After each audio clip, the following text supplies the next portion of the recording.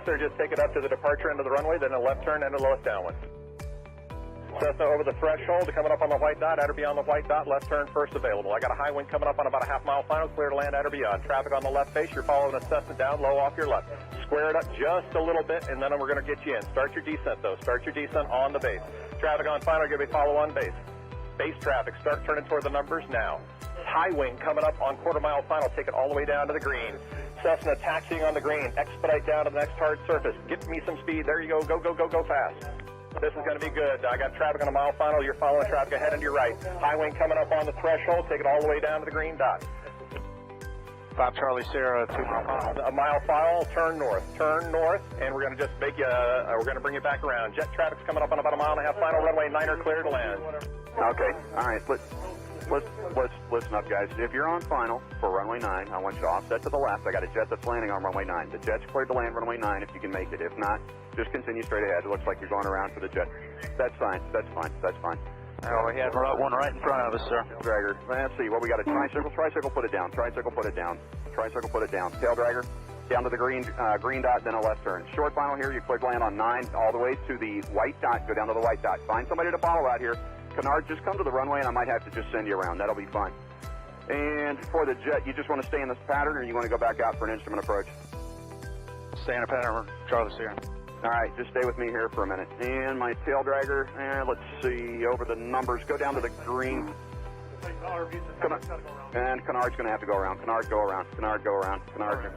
And my high wing here over the runway, keep it airborne. You do not descend. You got a fast guy behind you. Do not descend. There you go. Keep it airborne. As soon as the guy behind you gets slowed down, I'm going to put you down.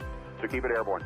The one that just passed the white dot, make a left turn on the hard surface. All right, my high wing tail dragger, you can put it down now. And Charlie Sierra, let me get you about a mile off. Let's see, Charlie Sierra, I lost. There you are. Make a left-hand turn. I'll try to resequence you here on the downwinds. We'll see how it looks. Short final, you're clear to land runway 9 on the white dot.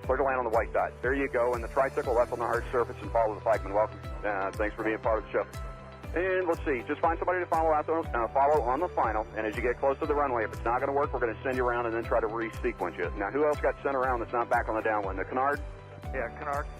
All right, Kennard, there's a Gulfstream up there that went around too. I just lost sight of him, but you're going to make kind of a left-hand turn and stay low. I think Charlie Sierra, what's your altitude?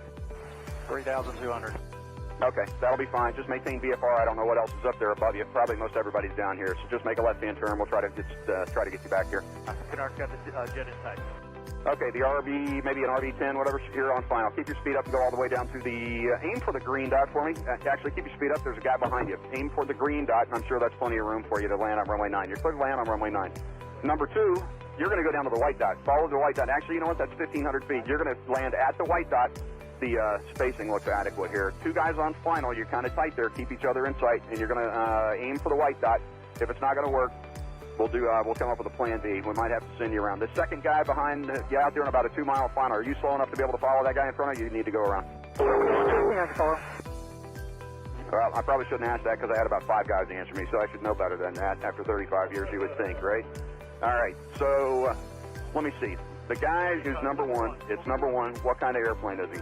An RV type. All right, RV type. Keep it airborne for me. And I got a fast guy behind you. The number 2 guy over the trees there. Go ahead and put it down on the numbers. My first guy just coming up on the numbers at the over the grass at the numbers. I want you to keep T-minus 1 minute and counting. Hello.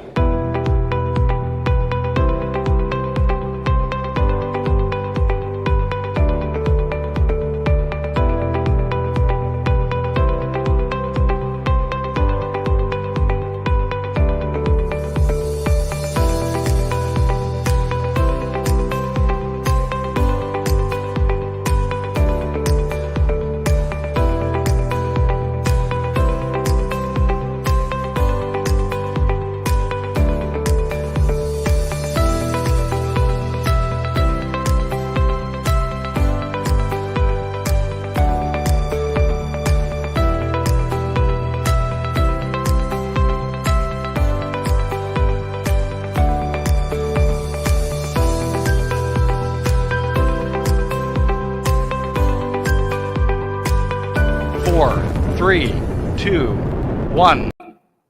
Hello. Hello, and welcome everybody. Thank you very much for joining us this evening, live from the Sky Demon HQ. Now, with a little bit of trickery and a bit of help from Ed, who's going to, I'll tell you what, is it that one or that one? 2. There we go. 3.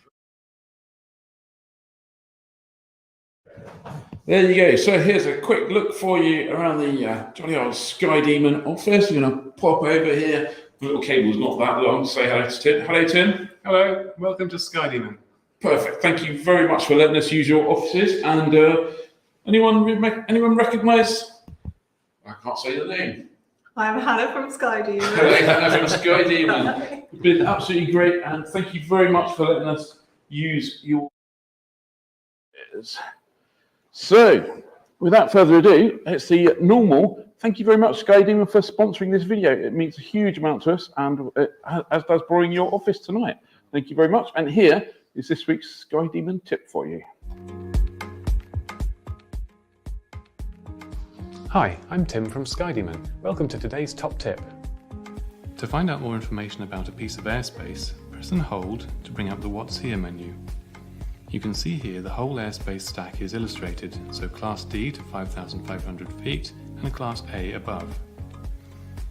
The 2 pieces of airspace are listed here along with their frequencies if you wish to enter them. Press on a piece of airspace and you'll see its outline highlighted on the map.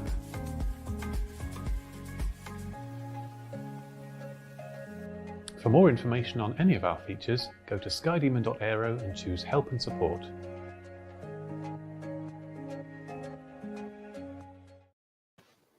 Very good. Yeah, great. You know what I think? While Sky Demon are in the office, I think we should suggest a little tip. How about on that airspace thing, you have a little checkbox that says remove airspace, and then you don't even need to get permission for transit. You can just part the ways, create me a VFR corridor. Wouldn't that be brilliant? Wouldn't it be great? So two very brilliant things that I've seen while I've been in the Sky Demon office is, one, they have the world's best aviation loo. Check this out. Absolutely. Have you ever seen better art in a loo? And also, having a squiz at Tim's desk earlier, is this a fantastic? You've all heard a little bit about Sky Demon heat maps. So this is something that Tim's working on at the moment. It's the latest bit of heat mappery. And you can see all the VFR flights that are kind of going on around all the bits of airspace. Really brings it home to you how GA is squeezed into all these little corridors. So, and the good news is that Tim is kind of looking at this at the moment so that he can use it to help various people with airspace change proposals and things. So if you've got a problem with an airspace change proposal and you need some heat mappery, contact him. Yeah. You're just waiting for your call, not literally right now. And probably not literally at all. No, don't call him at the moment. But anyway, yeah, drop him a line or something. Right, I think it is time for the weather, isn't it? And let's see, slightly different tonight because we've only got 1 window rather than 4. So let's try and bring in Simon here. Move Simon over there. Turn him into Big Simon. Oh, look at that. And then Simon, take it away. What about that? Evening, everybody. Great to see you. Hope that you're having a good evening down there. It looks good fun in there, actually. So how are we looking for the weekend? Well, bit of a mixed weekend. We're now late in the year, aren't we? Getting towards the end of October. Clocks, of course, are falling back on Saturday night. So we're into shorter days, perhaps some night flying coming up. And I can kind of give you a little bit of a heads up that the weather does look like settling down as we get into the early stages of November. So some night flying might be on with higher pressure building in, perhaps more of a northerly wind and perhaps some clearer skies through the evenings as well. So yeah, that might be on the cards. But before we get there, we've got an unsettled weekend ahead, I'm afraid. Friday actually is not looking too bad. Now, we've got a front that moves its way eastwards during the course of Friday. It brings heavy rain across much of central and southern parts of Scotland throughout the day. But this front brings some showery rain through northern England, through parts of the Midlands during Friday morning. But it is clearing eastwards. You see there, by midday on Friday, it's gone off towards the east. Now, with a cold front, what we tend to find is drier air follows behind. The cloud breaks, the bases lift, the visibility improves. And that's sort of what's going to happen tomorrow. However, with a south or southwesterly wind at this time of year, we got lots lots of sea down here towards the southwest of the UK. That tends to blow some moisture in. So I don't think it's going to be a classic cold front clearance tomorrow, but what it will be is raising bases or rising bases. Always plenty of cloud around, but I think it does get better in the afternoon with the visibility improving. So typical bases tomorrow, much of England and Wales, probably around about 3,000 or 4,000 feet. You see here on the cloud seeding map how the yellow and orange colours are centred much through Ireland and across Scotland as well. So low bases here, probably about 1,000 to 1,500 feet, and bits and pieces of rain throughout the day. But as I said, improvement for many of us. Now, Saturday, unfortunately, doesn't look brilliant. Low pressure off towards the west of Scotland on Saturday. Fronts moving their way northwards through the country. Looks like the rain associated with these fronts and the low cloud, probably Northern Ireland down through western parts of Wales, parts of southwest England, and across northern England as well. Bases around 1,000 to 1,500 feet, tops about 12,000 feet on those fronts. But again, you see the southerly flow behind that warm front. So things perhaps improving in the afternoon across England and Wales. Not that hopeful for southwestern coast of the country and western coast of Wales, but I think elsewhere bases probably coming up to about 2,500 feet across England and Wales on Saturday afternoon, and things just generally improving. Across Scotland looks like being a much better day, better visibility here. Bases around 3,000 to 4,000 feet and dry through the day as well. Quite windy, I should say, as well across Wales and southwest England. And then for Sunday, quite a breezy day. Another one of these fronts just pushing through on Sunday. It's only a very weak affair, so probably has one or two bits of shower rain on it, but not much. I think behind it, again, much of England and eastern parts of Wales, probably eastern Scotland as well, faring better. Bases up at around 3,000 to 4,000 feet, tops about 8,000 to 10,000 feet. But the occluded front you see here, just coming through Ireland into western parts of Scotland, western parts of Wales and southwest England, just brings some showers with it. Bases reducing to about 1,800 to 2,000 feet, tops at about 15,000 feet on that front as it comes in. But generally that affects western coast rather than anywhere else inland. Quite a brisk southwesterly wind as well, gusts of 30 knots across western coast, maybe even a 35. Inland we're looking at gusts probably near about 20 knots, so much more pleasant. So actually Friday looks to be a decent day. Sunday's a sort of day, and Saturday, well, it probably is more for localised flying on Saturday. But as I say, things getting better as we get into the early part of November. Now I've opened up a few more places on my aviation weather school, which starts next Tuesday, and we're doing it over the consecutive Tuesday evenings of the 1st and the 8th of November. There's so many of you wanted to do it that I've just put a couple more places on there. So if you do want to come along, go to weatherschool.co.uk and you can book your place now. It'd be great to see you there, and I'll build your confidence in flying weather. Okay, guys, I'll leave you with that for now. Have a fantastic weekend. Stay safe, and I'll see you next week. Bye for now. Thank you. Cheers, Simon. Cheers. Thanks.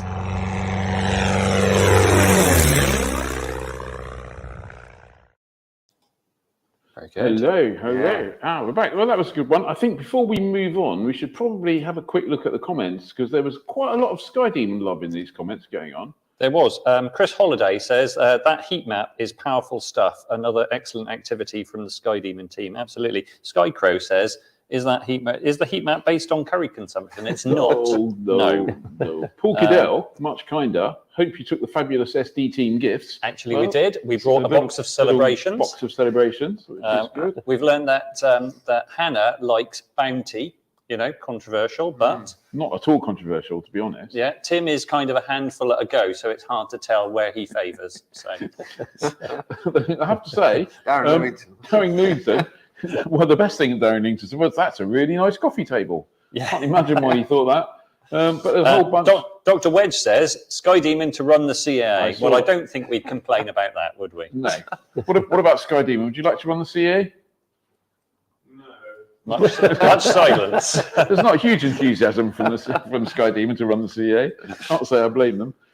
Right, okay, now we've done the weather, we haven't done the news, we've thanked Sky Demon. It must be time for the club. Johnny? Yeah, so if you're not a member of the Flyer Club, you can join today at flyer.co.uk/membership. There's two options available at the moment. You can pay for a full year for £52 or pay monthly now for £5 a month. And at the moment, we've got some great landing fees at Bodmin, Felthorpe, Kitty Hawk and Rougham. And next month, you can save half of the yearly cost by landing at just one of the airfields, which is Brighton City. I think the landing fee there is £26, which for Flyer Club members will be nothing next month. So what a bargain. Yeah. Absolute bargain, yeah. I mean, frankly, everyone landing there next month should join. Yeah, I think. Yep. Oh, and next month we've also got Longside, Land's End, and Edsfield, which isn't this Edsfield. Land's End's got to be a decent. Land's End's a great place to go. As well. And they were thumbs up to Land's End because they were promoting that on their Facebook page, saying Flyer readers were looking forward to seeing you. I'm going to see if I can get down to Land's End. It'll be shorter days, I guess. But, I guess further west you go, it'll be longer days, won't it? Well, until you try to come home. The day ends later. It's still the same length. Pedant points. Right, good. I think in that case, I'm going to hand over to you for some news then, Dave. Well, the first story of the evening is actually the fact that our own news. We have a new compilation of Flyer out. This is the PDF that we put together every 4 weeks of the previous 4 weeks worth of articles. And you can download the PDF. If you're a Flyer Club member, you can download the PDF and read it offline wherever you might be on whatever device you like to read it on. The cover story is a flight test of the Sling High Wing. That's accompanied by a video, which you obviously can't view on the PDF, but there's a link to it. And what else is in there? There's the flying adventure is the top nav exercise where you try and get lost or try not get lost. What else have you got in the issue? Navigate or something. Navigate, yes. It's navigation without using SkyDemon. What? Is that possible? Is that like flying into a time warp where everything is black and white? Nobody does that. Why would you even do that? You'd be mad to do that, wouldn't you? Yes. Actually, I did a top nav competition once. Yes. Is it like a history lesson? It was a bit weird because the guy who used to run it was a real. I'm going to do him an injustice now. I think his name was Gordon Wansborough White. He lived on a boat on the Thames somewhere, but he was kind of like had very much of an aura of a World War II navigator kind of person. And he used to sell a navigation kit, which was all sorts of radio arms that you attached to your map with press studs, and you moved them around. And you kind of like, as someone described to me, you get that method. You get into your airplane, you Velcro your navigation stuff around you.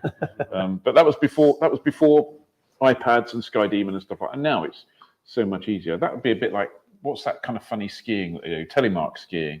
A bit like telemark skiing. I reckon if you're into that kind of nav, you're into telemark skiing, you're into pewter tankards, you're into Morris dancing.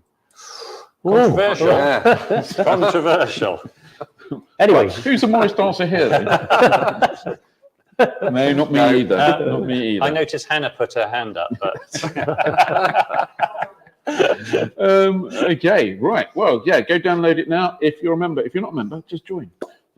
Okay, what's the next story? Next story is about the Civil Aviation Authority's consultation on the Pilot Medical Declaration. We've kind of been through it, and there's some slightly dodgy logic, we feel, and it's not really clear what's going on and what they're kind of. It feels like they've decided what they're going to act on already. Clearly, they haven't, because they wouldn't do that. It wouldn't be fair, and that would not. The CA just doesn't do that, does it ever?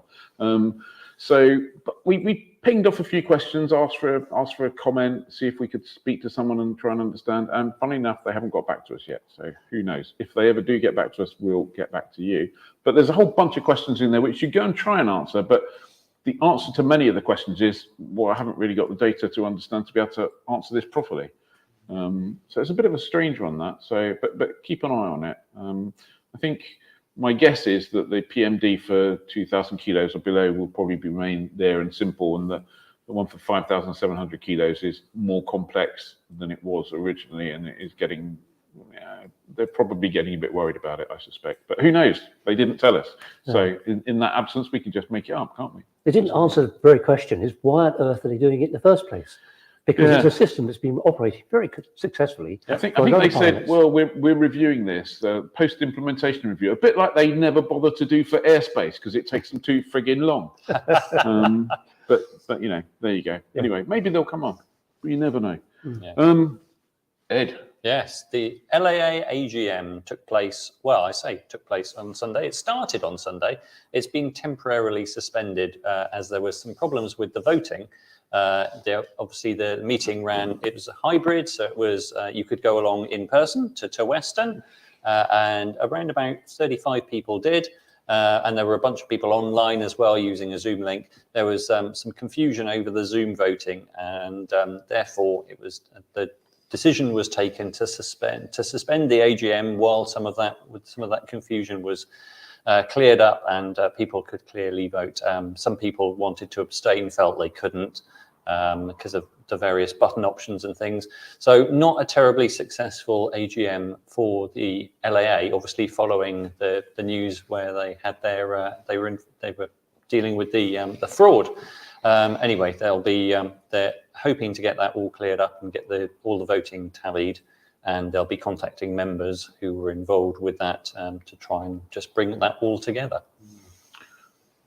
So that will include the election of new officers, new board members, isn't so it? there were a couple of there were 2 motions to vote on, and there were a choice of 4 new directors, 4 new board members, and for which you could elect 2 people to that board. And obviously there were a lot of people that felt that a number of people wanted to hear updates on the fraud issue ahead of voting for new board members.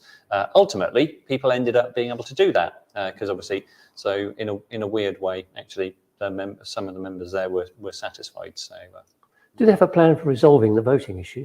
I believe Steve Slater does have a plan and was going to contact members who were on Zoom and give them an option to make their votes, and that was all going to be tallied with with what was voted for in the room, which they've obviously got a record of. Right. So, but it all did get a bit complex, and the Zoom voting was a bit awry. So. Was it more or less animated than the Tracy Curtis Taylor era? I didn't attend that, so I can't make the comparison. It was. I went along and did think that people might be more agitated than they were, but because obviously there were a lot of people online who were very, very keyboard agitated, but actually in the room a bit more muted. So imagine that. Good. Okay. Dave, Plymouth. So Plymouth Airport. There's a chance. It's beginning to look like a bigger chance that it may actually reopen. The local council, the city council, have said that they really want to reopen the airport, and there's good reasons for it, because at the moment Plymouth is a big city, growing city. It's twice the size of Exeter, which has its own international airport. Obviously, there isn't a place to put a big airport like Exeter in Plymouth. The site is a relatively small one from an airport point of view, but they did run scheduled services from there, and that's what the city council wants to bring back. They're putting a lot of investment into Plymouth, and they think it's right that the city should have its air transport. And you've got to remember that the ways of getting to Plymouth, there's the A38 dual carriageway, which is very busy, and if the weather's a bit naff, which it often is, then the road just crashes and the road gets closed. The other way of getting to Plymouth is by rail, and that goes round the Devon coast past the infamous Dawlish section. And as it goes past that Dawlish section, even now, though they've spent millions of pounds reinforcing it, the train still has to slow down to a trundle, basically. So there's good reasons behind this. The sticking point appears to be that the people who own the lease to the airport, Sutton Harbour Group, they've currently got a 135-year lease, which they can extend for another 150 years beyond that, should they want to. And Sutton Harbour Group, they ran the airport for a few years, invoked what they called the Armageddon Clause back in 2011, and closed it. They want to they built houses on a part of it already, and they put forward a plan earlier this year to build houses on the rest of it. So it's all coming to a head. So what the crux of the problem is, how can Sutton Harbour Group and Plymouth City Council come to an agreement on the price that the City Council has to pay to get their own property back? There is talk of a compulsory purchase, but I think they'd rather explore a more conciliatory approach first. It's a bit like Ukraine and Russia then. I'm blinking, hoping it never gets to that, because I live there. Just going back to the LAA story, Dave White says, still no comms to members following that. You'd expect something by now, surely. So Darren Lewington says, what's Dave's head plugged into. We've given him some extra power tonight. So, and my own blinking camera as well. I don't know why I've got the own Well, we had camera. to choose someone, Dave, and we chose you. Right, talking of Ukraine and Russia. Yeah. So big news this week is that Rotax engines, or at least one Rotax engine, has been found in the wreckage of a drone that crashed in Ukraine. So BRP Rotax, which is the company now behind what we all know as Rotax, confirmed that some of their engines, or at least counterfeits, are powering Iranian Mohajer 6 suicide drones, which are being used to hit targets in Ukraine by the Russians. They say they've not authorized any of their distributors or dealer network to supply any engines to any military operators at all. They said, as soon as we were made aware of this situation, we started an investigation to determine the source of the engines. And obviously, as we all know, from about the year 2000, there were Rotax engines that started to disappear, professionally disappear, that were surgically removed from aircraft throughout the UK and across Europe. And Rotax have got a list of, I think 130 engines which were taken between 2000 and last year. And the UK tops that list with 36 engines stolen. I think the second runner-up is Germany with about 31. But we saw one photo online which clearly showed a serial number on a gearbox. So if it was a genuine Rotax, we wouldn't put too much money on, thinking that they've got a pretty good idea. Someone's going to be able to identify it. And obviously, you mentioned about the list that Rotax have. It was all on the list of Rotax engines stolen are all 912S and ULS. The engine in this drone is the sophisticated 912IS. And there were none of those listed as stolen. So maybe they were specifically sold to someone. So we did actually email the spokesperson at Rotax and ask them for some more information, but surprisingly, they haven't got back to us just yet. I'm going to give them a hand though. I reckon there was an engine there with the Rotax on the outside and a serial number on the gearbox, and they go, "We'll start an investigation and see where these came from." I think they came from your factory. That would be my guess. And the question is, who sold them and where did you sell them to? And you must know that clearly because you keep bloody good records. So come on, tell us. We're all intrigued. Ed, didn't you say there was how many distributors were there in the entire world of Rotax? So handling the sales of aircraft engines, there's only 15 distributors worldwide. And it's quite interesting when you look at the list. Some of those distributors handle quite odd territories. So, one from Monaco. The Monaco dealer, not that we're pointing any fingers, but if you look at the Monaco dealer, they handle some really odd. It's not like Monaco and the surrounding. It's like all over the place. It's like Monaco and everywhere else. Yeah, absolutely. So yeah, that's a bit weird. Right, news of a new aircraft potentially. Oh yes. So this is the one of our favourite machines that we've seen around that's new in the last. Well, it's been around coming along for a few years, but was at Oshkosh last year, the Timber Tiger Ryan. So Timber Tiger have just launched another design, and again, they're channeling that kind of golden era Sportster thing, and they've revealed the Sportster. So it's this is quite a magnificent looking machine, I think, and while you think it might just be single seat, actually it's two seats side by side. Designed to use a Werner radial of 160 to 180 horsepower. You can also use Lycoming, 160 to 180 horsepower. I think this could be another winner for them. And that whole golden era thing is people like that kind of look. What they don't like, I suspect, might be what Timber Tiger are also planning to offer, which is a nose wheel version. It's like, oh no, you've instantly made that not attractive. Is this a replica like the Ryan, or is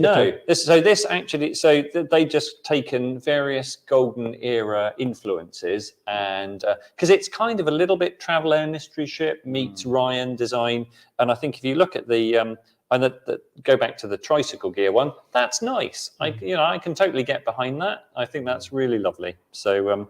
And if it's like their Ryan kit, that's a really nice piece of work. I think that's going to be It's going to be a while since we'll see that kit, and probably even longer till we see that kit as a UK thing. We all live in hope that the Timber Tiger Ryan might make it to the UK shores. Yep. So, but it'd be nice if this follows. I'm sure there's probably a little bit of technical stuff that comes from the Ryan STL kit into this Speedster. So watch this space, but nice to see new stuff like that. I must admit, I wouldn't mind if the LAA took the application, worked through it, got to the nose wheel version and just went, no, that's too ugly. Not having that. Get rid of it. I'm not going to approve that at all. Catkin says it's very mystery ship. It is, isn't it? It is very mystery ship. Yeah. Absolutely. Good. I think the last bit of news we've got before we move on to our guest, Bethan, who's sitting there in the green room at the moment, is the Pilot Careers live show, which is on in London on the 5th of November. If you are considering a career as a commercial pilot, or you know somebody who is, come along and see us there. We'll be there. We'll be filming. We'll be talking. We'll be doing stuff. We might even give you a bottle of water or something. You never know. So come and see us at Sofitel, www.pilotcareerslive.com. I think it's time for Bethan, don't you? I think so. Let's bring in Bethan. See if we can manage to do this. There you go. Just need to move you over to that side a minute, Bethan, and then make you large. There you go. Hello. How you doing? I'm good, thanks. How are you? I'm excellent. Thank you. Yeah, we're good. Bethan, thanks for joining us. So you're the new manager of North Moor Airfield in Lincolnshire, having taken over very, very recently. So we featured you in Flyer and I think in Pilot Careers News before. Can you just tell us a bit about your aviation journey so far? Yeah, of course. So I had my first flight experience when I was 14. My dad booked me in for a glider lesson, and it was from there that my journey kind of just developed. I got my PPL out of Breeton, Selby with York Flying School. And then from there, I then went and got my MEIR CPL through Sweden Diamond Flight Academy. Which was a fantastic 9-week course every day in the DA42. And then from there, I then went to do my MCC APS and upset recovery through VA in Cambridge. Excellent. So let's talk about North Moor. How did it feel when you were handed the keys, so to speak?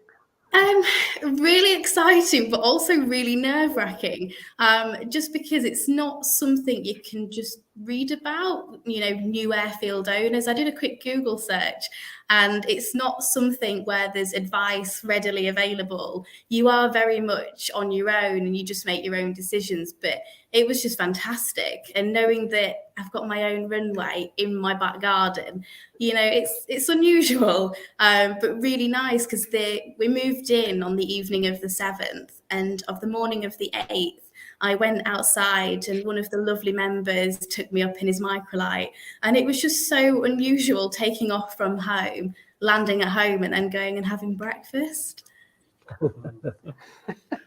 Have you spoken to other airfields to get any hints and tips? Yeah, so other local airfields and private airfield owners have been absolutely fantastic, offering advice, support, guidance. I've even had some of them write me letters with information that would be beneficial, with what would be good within the area, because where we're located, we're just south of Scunthorpe. There is quite a lot actually within a short taxi distance. So I'm really wanting to see how I can support the local businesses and community really, and just help get North Moor and Messingham on the map again. So what have been your first sort of jobs to do around the airfield since you started? Cut the grass. Cutting the grass has been one of the key things. So the old owner really kindly gifted me a John Deere ride-on mower, and one of the members has spent many days fixing that for me. So we've cut the grass, we've cut the hedges down. I'm in talking with the National Grid at the minute to see if we can get some little balls put on the grid, just because when you're coming in on runway 27, you can't always see the power lines, which is a little bit daunting. But as long as you know you're above the station part of it, you're absolutely fine. So it's just knowing where to start, really, just because there is so much to take on. And talk us through what is actually based there in terms of people, aircraft. Is it busy? Is it full? Yeah, so within being open 24 hours, I filled the last of our hangar spaces, which is fantastic. We've recently got a microlight school based out of North Moor now. We're full of microlights. We've also got the Spirit of Ghoul based here as well, which is a fantastic charity that I think the age ranges is between 13 and 16. And they basically allow those young people to build an aircraft with fantastic volunteers. We've got an LAA inspector, we've got a CAA welder on site. So we've got so many fantastic trades within aviation and outside of aviation. And all the members are great because they all come together and they're all wanting to actively get involved in making the club better. How long's the runway? So the runway is published at 550 metres, plus 25 either side. I am going to be looking at possibly in the future buying a little bit more land to allow me to have an extra runway there. We do have an unpublished 300-metre emergency strip, along with 2 runways for model aircraft as well. And how much is the landing fee? So currently I'm just asking for donations just because I think every pilot's background is different and I want to make it accessible for people. So I'm just asking for donations and that just helps me to keep on top of the grounds and to develop the site. You know, I'm wanting to get a clubhouse built that's nice and social with a pool table and different facilities. And again, to help invite the community in as well. So donations are fantastic and just whatever people are able to donate, really. Good. Paul Kiddell, oh no, it's just moved. Paul Kiddell says, are you still going to be open 07:30 till sunset? So opening times, I've stated sunrise to sunset. If people are wanting to visit outside of those hours, if they can just pop me a text, email or call through, and I'm more than happy to accommodate. Excellent. Jonathan Holland says, by the way the grass is growing, you'll need a BRS on that John Deere. Anyone BRS? It's the ballistic recovery chute. Probably, maybe you'll be that high. I don't know. That's an agricultural term, maybe. Yeah, still learning those terms. The runway side of it isn't too bad. I've got a roller, and almost every day, either myself or some volunteers are out rolling the runway and just making it better, really. So Bethan, how did you come to have this runway, this airfield? How does it come about? So that was through my parents selling the family home to try and find something that they kind of wanted as the forever family home. And they came to a bit of a compromise on area because initially they were looking at moving towards Goathland, where it's very, very open and fields. But the house that we've got now for the family has got so many different characteristics that my family really like. And then because my parents know how passionate I am about aviation, kind of thought, well, actually, this is a fantastic way to help support me with my aviation journey and just open up another door for me, really. And it's the best thing that could have happened. Each day that goes by, I'm learning so much and developing as a person. And it's so nice that I'm able to support so many different people of so many different backgrounds and start bringing people together again.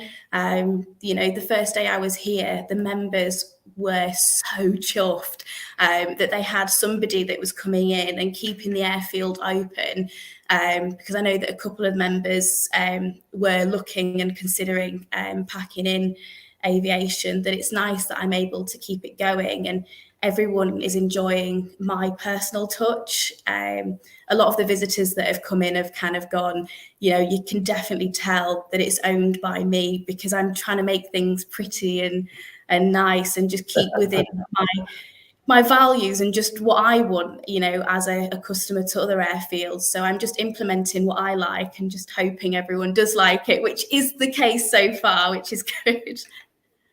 I think there's one person in the comments. Michael Ward says, Bethan is a breath of fresh air. So much enthusiasm. So what's the connection between your parents and aviation then? None. Well, just None. me. My dad, just before I turned 14, I think, had a couple of glider lessons, but it just wasn't something he was able to pursue with what he was doing for work. And because he went down the route of opening up his own business, so he just didn't have the time to commit to it. And then I just had the experience, enjoyed it, and carried on going. So neither of them have any experience apart from when they've been up with me. But I know my dad, because I'm a flight instructor, still restricted at the moment, but I'm working on getting that unrestricted. He's wanting to learn to fly, and he's wanting me to teach him. So I think that's really exciting and really nice that it's something that I can do with my dad. It's kind of interesting. It's kind of like the reverse of, I went out driving with my daughters a couple of times when they were learning to drive. That was interesting. But yeah, so how did you get interested in aviation? If your parents weren't into aviation at all, did you just suddenly, how did that happen? So my mum said that from when I was very young, I always used to look up to the sky when I heard aircraft. And apparently my nana had said that one day I was going to fly or something along those lines. And the only reason why I ended up getting into aviation was because of my dad going to Burn Gliding Club and, you know, having the odd lesson. I just wanted to go and just spend some time with my dad.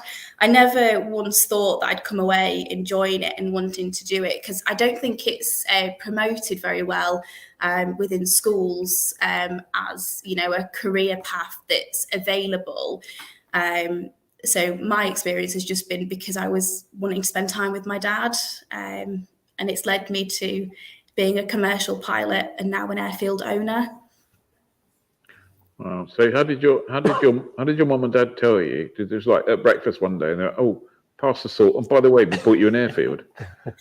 Well, they told me to put my pilot uniform on for when I do some stuff for VA. And I put it on and I just thought, I feel a bit silly. But they took me in the car. We went on a lengthy drive. And then we just pulled up to this huge house on this huge driveway. And it was really foggy outside, so you couldn't see an awful lot. But my dad just went, ta-da, this is yours. And I was like, I feel like I'm just looking at a field. But then because it was so foggy, he had to explain those are hangars and that's actually a runway. But that's how they told me, which it's so nice, but the uniform was a bit over the top. But I think they just wanted to add that special touch to it. It's what mum and dads do. Yeah. Paul Fraser Bennison says, do you do bacon butties? We don't. So at the moment, with me only just recently taking over, you know, it's only really me. Well, it is only me in the business. So I'm still trying to figure out everything else that needs to be done. But we do have a caravan at the moment. And I'm talking to a local lady that started up her own bakery from a purpose-built kitchen in her back garden. And she does afternoon teas, cupcakes, cakes, brownies, Rocky Road. And I'm wanting to bring something in that I like. So I kind of thought afternoon tea, it's something that, you know, people do go out for. It's really nice. It's healthy. Minus the cake, but just trying to provide something nice that kind of fits in what I do. So no bacon butties just yet, but we do have afternoon tea that you can pre-order. I haven't put it on social media just yet, just because I'm finalising the menu that I'm wanting to offer. But afternoon teas and everything sweet. It sounds like Annabelle Sears must have spoken to you, because she says, have you got the cake lady on board now? Asking for a friend. Yes, we do. It's going to be tomorrow, I think, all being well. Brilliant. So whereabouts are you exactly? Near Scunthorpe, did you say?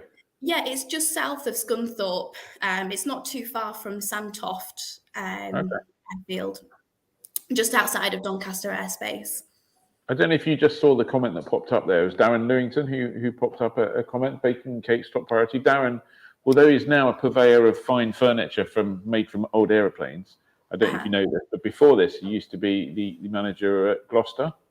Oh, okay. Staverton, and which, when Darren was there, was probably the best general aviation airfield in the UK. Clearly, Gloucester's a little bit different from your strip, but he does know a thing or two about running airfields. So, Darren, I think you should pop up in your Cub or your RV, maybe take a few bits of furniture, and provide some advice, because he is a jolly nice chap.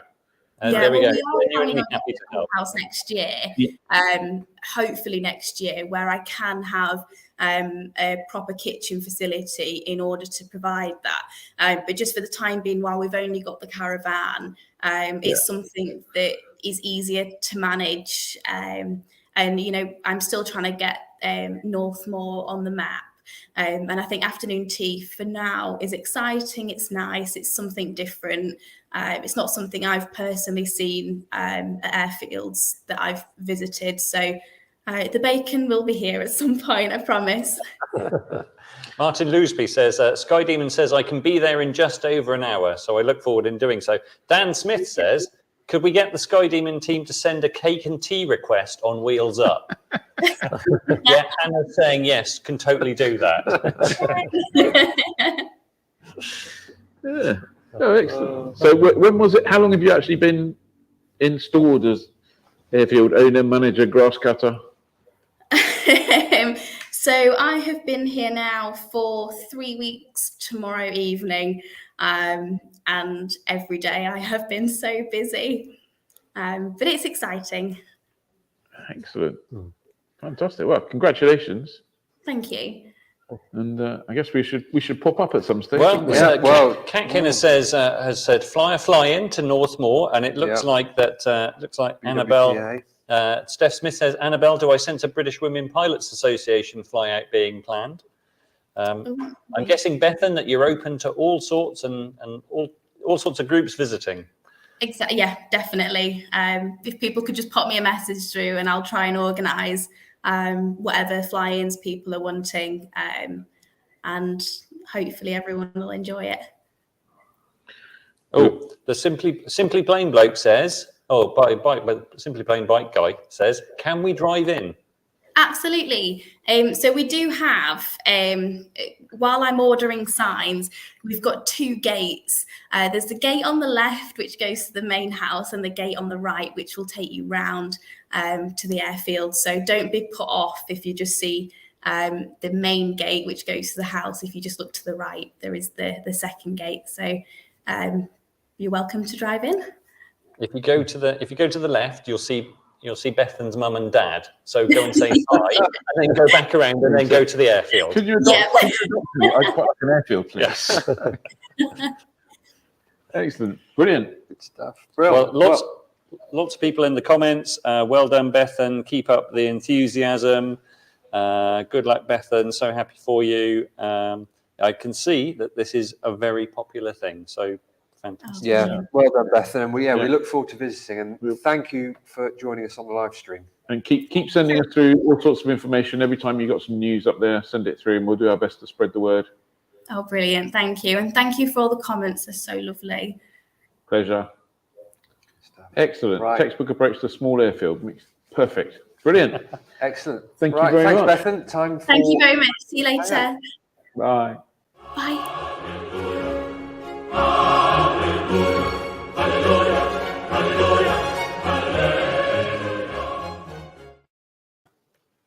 Wow. Well, that's fantastic. What great, useful enthusiasm. It makes a change, doesn't it? For, we need some fresh blood in German aviation, don't we? We certainly do. Yeah. So, Fancy Hanger, this week, as we approach the change of the clocks and winter in the UK, that got Ian thinking, well, it must be summer somewhere, and surely it is, in Australia. So we decided to go looking for our favourite Australian aeroplanes to go in our Fantasy Hangar. So who's first? I think because we're going to be taking the mickey out of him quite a lot, we should make Dave go first because he's got the most ridiculous. Well, not the most ridiculous. That's not true. No. He's got the aircraft that. Well, who knows? I'm going to regret saying that now. Dave, take it away.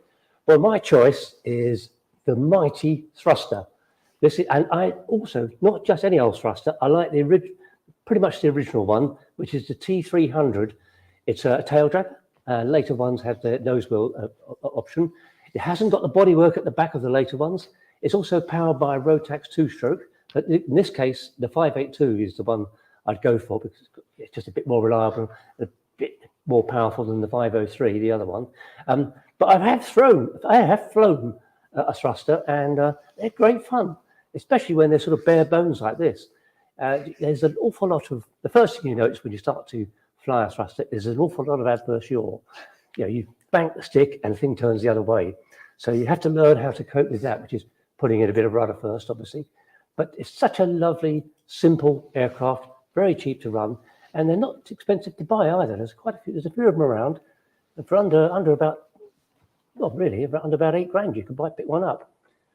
When you said that you'd first thrown one, and it is kind of the aeroplane that it does look like you could pick up, and it's like launch like a big model. Yeah. But I think it's one of the original fixed-wing microlights. Yeah. It does look like a whole load of fun. It's just I'm not sure whether it's a fantasy or not. I suppose.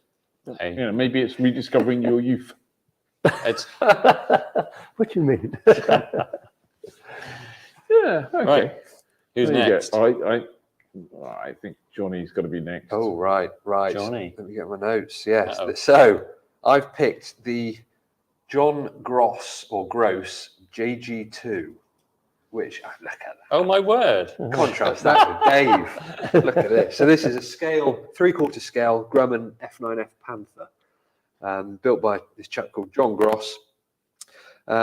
It was built basically using the engine from a Sea Sprite helicopter, which I think the Australian Navy used them. I think the Kiwi Navy certainly did use them.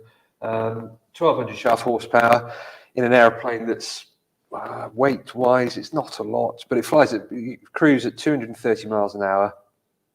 You can do a max throttle cruise, burning 500 litres an hour, or economy cruise at 85% power using 200 litres an hour. So it just pays to back it off slightly.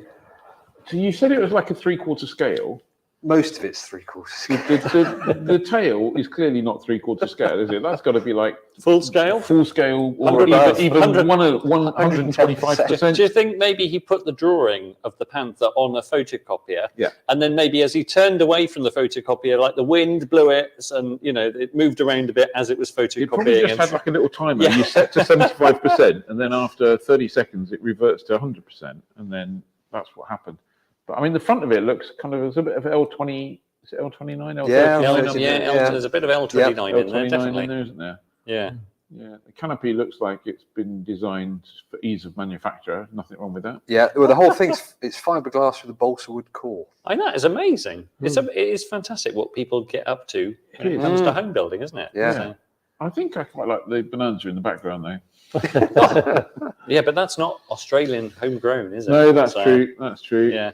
So I'm gonna pop in there next with my one, and this I think is quite possibly one of the most beautiful jet aeroplanes ever built. It's the Jandivik Picker. There was only 2 of them ever built, and it was basically a piloted version of a pilotless target drone. So developed by the General Aviation Factory, which kind of sounds quite communist, doesn't it, really? But it was was it General? I can't remember what it stands for now. Australian Factory, Aviation Factory. Anyway, whatever it was called, it's somewhere in Australia. It was a government-owned project. They decided that they needed to calibrate and fine-tune the remote controls for this pilotless drone, so they built a piloted version of. They built 2 of them. Because the pilot took up a whole bunch of weight, it's only got half an hour's endurance. It does 400 knots. 32,000 feet, which is pretty good. And they discovered, interestingly, that in the drone version, they didn't need to bother with rudder at all. It was so stable, they could, clearly, I'm not sure what they were doing about landing. And they weren't expecting any of the target drones to land, presumably. Get shot down, so it didn't really matter. They didn't have undercarriage. And you don't often see a tail-wheel jet aircraft, do you? That's You don't. quite a rare occurrence. You don't. And so I reckon that's a pretty good-looking airplane. It's, you know? If I only look at the canopy, I can agree with you. Well, yeah, no, I think so. That would be my one. And those poor old jet intakes look like big ears on the well, side of it. they were moved into a different place. They were at the front. They were at the front Yeah. on the. But I guess the trouble is the pilot got in the way. As all of that pesky pilots. All of that air being routing between his legs would have been a bit of a. If they made all these changes, how on earth did they calibrate it for the drone? I mean, all these changes mean the calibrations are useless. Do I look like an aeronautical engineer? Yes. Yeah. Darren Lewington. I read it on the internet. Darren Lewington's worried about you. He said, "What's in the Sky Demon coffee?" I don't know. Jolly nice coffee, I'd say. It is. It's very good. So, Ed. So that just leaves me, and I put my head into the world of Australian warbirds and picked this, the CAC 15 Kangaroo. So the Commonwealth Aircraft Company, who brought us things like the Boomerang Indigenous fighter, they came up with this, a fighter interceptor. It was designed to replace the Boomerang, which was radial power, also CAC design. The CA-15 bore a superficial resemblance to the North American Mustang, but was entirely unique in design. Weirdly, though, this was originally meant to be radial powered by a Pratt & Whitney R2800. But then they discovered that they were somewhere down the line in the supply chain for the R2800, and Rolls-Royce said, "Well, we'll give you some Griffins for this." So they made it, and I think it's a pretty lovely looking aeroplane. It showed quite good promise. Max level speed was 450 miles an hour. But it was one of those designs that came along too late, and jet engined aircraft just made it completely obsolete. So it's cool, and I think a Mustang lookalike with a Griffin engine in your hangar would look amazing, but sadly they made only one and they scrapped it. One interesting general fact, CAC was led by the wonderfully named Lawrence Wackett as manager and chief designer, and he was considered the father of father of the Australian aircraft industry. So yeah, very, very cool. I guess we should see what's in the comments. Yeah, there's some good ones. Are there? Yeah. Okay, let's wind back a Mark, little bit. Mark Litherland. Yeah. What's Johnny been smoking? And another one from Mark. We can't agree who's won, but we can agree that Ian's lost. Well, I don't know. Ian's saying, I'd like to fly in a target drone. Well, not as a target drone. There's a Fly Club member who owns a target drone, isn't there? Is there? Is there? The Helton Lark. There is, yes. Yes. Well, related to a target drone. Yes, yeah. It's not, don't shoot at it. No, don't shoot at me. Don't, yes. Air Storer says the Drover, good. Yeah, that's a good suggestion, actually. Dave wins, Air Tourer, the Sadler Vampire. There's one of those in the UK, and that is a very cool little machine. It's an SSDR. Michael Ward says Dave wins. I think this was only when Dave was the first person. Dave wins. Corby Starlet. I nearly went for a Starlet. What else have we got? Rich Tyler said, I used to love flying a thruster. Air Tour is a must. Corby Starlet or Commonwealth Boomerang, says Nigel Hitchman. Dave, I could make your choice out of scaffolding. Darren Lewington says Transavia air truck. That's very, very, very ugly, but very, very unique. Julian Treadwell says Transavia air truck. What else have we got? Talking of ugly, would it be inappropriate to wonder why nobody suggested a Jabiru? Oh, that would be inappropriate. Yes. Okay. The Jabiru audience might not. Yes. None of us have gone for the Supermarine either. The Supermarine Mark 26 Spitfire. Katkin says that tail that can only be in response to Johnny's. Johnny suggests beauty is in the eye of the beholder. Darren Lewington says of Ian's only built 2 because it's ugly. I can't believe that. Yes. Hang on a second, Darren. I'm talking about this one here. that is no way ugly. It looks like it's going to tip over at the front any second, doesn't it? Well, it would if you brake too hard, I guess. Yeah. John Park says Ed wins. Dave White says, I think if Ian thinks that's lovely, it explains why he is wrong and doesn't like constellations. Well, constellations clearly look wrong. Dan Smith says of your jet, that's half Penny Green's runway's worst nightmare.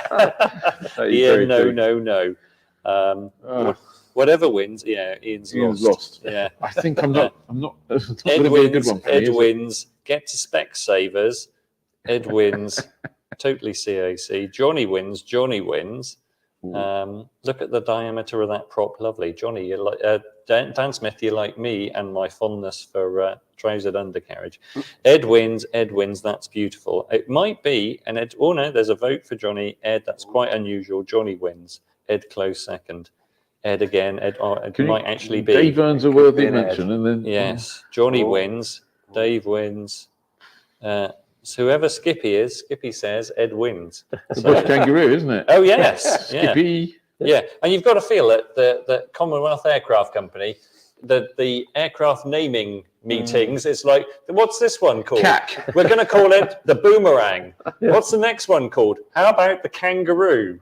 It's like, can we not stop conforming to stereotypes, chaps, please? Buzz Lightyear would love Ian's. Thank you, Derek. That's very much appreciated. Very good. It's a consolation prize. It kind of feels like. But I guess I didn't win that one. It does feel like that. Yes. Yeah. Dave events. Dave events. Yes, that's really deep end, isn't it? I would change your camera, but I think Johnny's camera's still. It's gone off. It's gone to bed. So never mind. Right. Just tell us about events anyway. And I have to do this in memory because I have no access to notes. So the events, there's not many around at the moment because we're coming into winter. The series of Gasco safety evenings is kicking off, and there's a few of those coming up. There's also that seminar thing that you're on, Ian, on the 2nd of November. It's next week, isn't it? Yeah. Just Culture. Yep. Just Culture. Coming up on the 15th of November is the Royal Aeronautical Society Design Conference. What else in my memory? The Pilot Careers Live. Pilot Careers Live at London at the Sofitel on the 5th of November. There's the only flying I can see on the horizon is at Compton Abbas in early December. Is it a vintage Saturday? No, it's not a vintage Saturday. Vintage Saturdays have ended now. This is their Christmas flying. Okay. Yep. So it's probably the last flying before they change hands. Looking ahead to next year, this is a real test of memory. Aero Friedrichshafen. You ought to get Aero Friedrichshafen in your diary at the moment. Yeah. And it's in April, late April. I'm not going to say the dates because I can't quite remember them. But, no, I think it's somewhere around about 23rd. 23rd, I think it's 23rd. It's got to be one of the best shows in German aviation world. Full stop. No, there are two shows that you have to do, and it's Oshkosh and Aero. Yeah, Aero. absolutely. Yeah. The great thing about going to Aero is that it's just as Europe is coming out of winter into spring, and the area around Friedrichshafen is so beautiful, stunning, wonderful place to go. I've got a hotel booked already. Good. Yeah. Annabelle C says, I'm going. Yeah. We look forward to it. No, it's just a brilliant show. If you're not booked, make sure you stick it in your diary and go. And on top of that, the Sky Demon team will be there. Yeah. Or at least they have been every year so far. So I'm sure they'll be there next year as well. Yeah. Not an event, but I would like to just point out that tomorrow morning we have an article going live on the Flyer website. Only Flyer Club members and readers can read it, of course. But it's a really super article. It's by a reader, Adrian Benny, and we've headlined it "Engine Out." It's the story. It's a kind of like the pilot. That Worst Day. That Worst Day. That's the one. It's kind of like That Worst Day. It's a real, actual happening, and it's a great description of what happened when he was flying his Piper Arrow Turbo back from Ireland over water.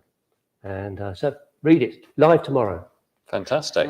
Donald Walker said, voting arrangements, which must have been fancy hanger, no better than the LA AGM. Oh, that's harsh. That is harsh. That is harsh. That is bloody harsh. Yeah. But this is entertainment, not democracy, you know. That's it. Right, I'm going to try and see if I can't get the other camera working slightly as we're coming to the end. Mr. Dawson, would you like to wave goodbye? Oh. And Hannah from Sky Demon. There we go. Sky Demon. There you go. Let's switch back to that one. Thank you very, very much, Sky Demon, for allowing us to use your offices. It's been an absolute pleasure. It's great getting together like this from time to time. There's a plea. Jeff Bridges says, give Hannah a chance to speak. Hang on a second. Yeah. Hang on. We may need to give You'll have to do your line, Hannah. Go on. Hi, I'm Hannah from Sky Demon. Yay! Another top tip. How can people find out more information about Sky Demon? Is it in the manual? Yeah, you can go to the user guide, which is on our website. Fantastic. Dan Smith says, thanks, Sky Demon. Yes, and I'd like to say thank you, Sky Demon, as well. Thank you very much, Sky Demon. It's been a pleasure, and I think we're just about done, aren't we, for the evening? Yep. That's it. Excellent. Dave White says, is Rob at the pub? Rob's poorly at the moment, or deciding he didn't want to be on the live stream, but I think he probably is a bit poorly. So otherwise, it would have been joy to get a live version of An Absurd Notan. It would, yeah. We might have to, depending on how they feel about tonight, we might see if we can persuade the Sky Demon team to let us do this again one day, and maybe if we try really hard, we can have a bit of a. They can be our guests, and we can have a little Q&A session and all sorts of things, although they're not looking hugely positive. Tim's hiding. Tim's hiding. But you never know. You never know. Yeah. Be good. Yeah. Okay, so thank you very much, everyone. I hope you enjoyed tonight. We look forward to seeing you next Wednesday. Don't forget, click like, subscribe, comment, all the rest of it, and become a Fly member. So see you all soon. Fly safely, everyone. Bye.